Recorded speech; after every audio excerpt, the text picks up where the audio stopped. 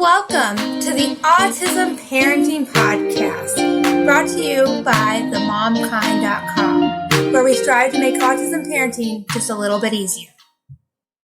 Hello, everybody, and welcome to the very first episode of the Autism Parenting Podcast. My name is Alicia, and I am the creator behind themomkind.com, an award-winning autism parenting website. And I am an autism parenting coach, and I have spent my entire life around autism, and I'll get into further detail with that in a minute here. So today's episode is all about introducing you guys to the show, to our background with the website, and then obviously our story as a family revolving around autism. So to get started with that, starting first and foremost, so I grew up in the South. I moved up to the Midwest when I was in middle school. And so I had this really, really deep Southern accent. I mean, like really deep, to the point that I could not understand people in the Midwest speaking, and they could not understand me for the most part. And middle school is a hard time to begin with. We all know, like, that is like one of the worst times in your life is middle school when it comes to like social things. And I didn't understand my awkwardness then. I kind of understand it. Well, I understand it a whole lot better now, but I didn't then. So my thing was to adjust and mask, and I learned to speak like a Midwesterner. And because of that, I speak too fast. So I will do my best in these shows to slow it down a notch. Maybe do some editing afterwards, but I don't want to take away too much from my voice and who I am, so we'll kind of work with it and see how it goes there for you guys. But anyway, so I come from a family who has dealt with autism a very long time. So my younger brother received a late diagnosis, and he's significantly younger, maybe like over a decade apart. But he received a late diagnosis about 10. And that was obviously several years, like a little over a decade ago too. Anyway, but so he received a late diagnosis, but we've obviously known something was different. My mom actually homeschooled him because she wasn't able to get the resources at the local schools that she should have been able to. And that's a story you hear often with so many families, even today. And so, yeah, I had that. I've always had a desire to work with those with special needs, specifically autism.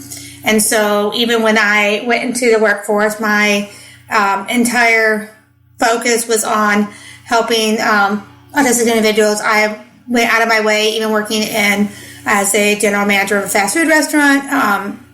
I went out of my way to hire autistic individuals and make sure they give them employment, give them the right training, give them the support they needed to thrive in those environments. And I'm still in touch with several of those individuals even to this day, just because of the impact we had on each other's lives.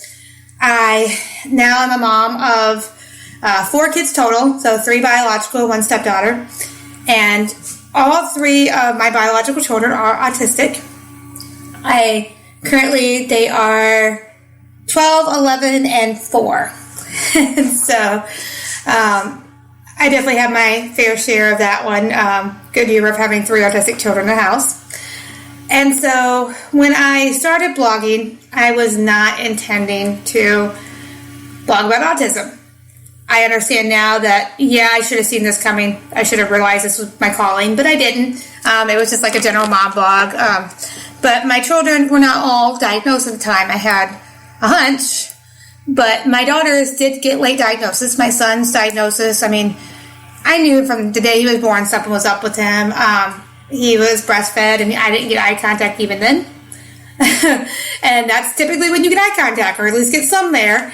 And I didn't get any then. And so we kind of knew from the get-go, and he did receive his, in a typical time frame, he was 23 months old when he received his diagnosis. What makes our story interesting, even though our daughters have seen psychiatrists and all sorts of doctors and specialists since the age of 2, we did not receive one of their diagnoses until 6 weeks after our son's diagnosis. So, mind you, he's getting diagnosed at 23 months, sorry. And my from my biological daughter, my middle daughter there, she was then diagnosed at age 8, 6 weeks later. And so him getting the diagnosis definitely helped, but realistically, the doctor really didn't base it off that at all. She spent an hour with my daughter, and before we walked out of the room, she just basically said, you do not need to go through any more testing.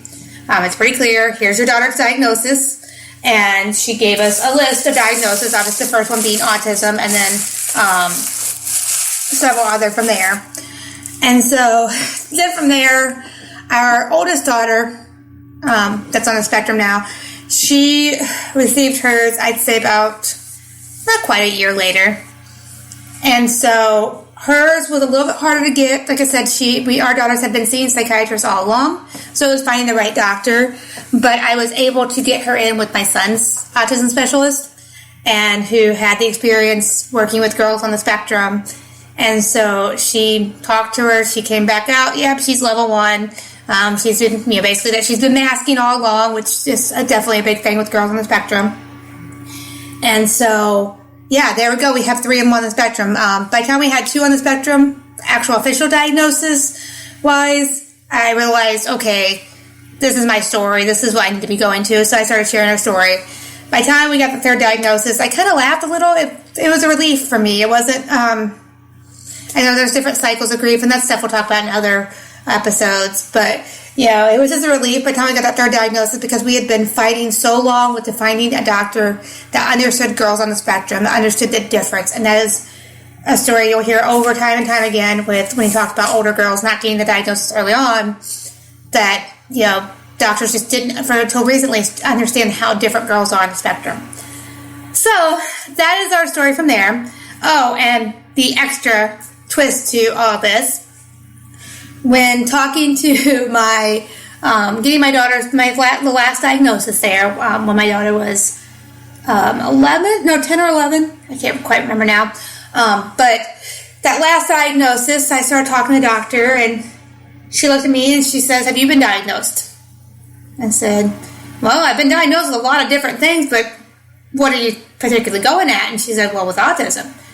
I said, no, I've looked at the girls' questionnaires. I've seen some things that are very similar to my childhood, but never any official diagnosis. And she said, well, you're not my patient. I can't officially diagnose you, but you have a lot of the symptoms of, the early symptoms based off the questionnaires you filled out about your childhood with the kids and things like that, paperwork-wise. And she said, I definitely consider getting an autism diagnosis. And so from there, that's where we kind of know I am more than likely on the spectrum. I haven't got the official diagnosis, because for me it's not really necessary.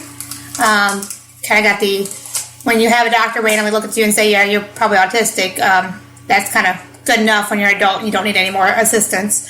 But anyway, so yeah, that's our big story. And so, yeah, that's why we share our story, because a lot of parents now are having more than one child on the spectrum. It's becoming more common, more and more common. It's not as common to have 3 children on the spectrum. You'll meet a couple bloggers that do, which I love that they're sharing their story too. They're definitely huge inspirations.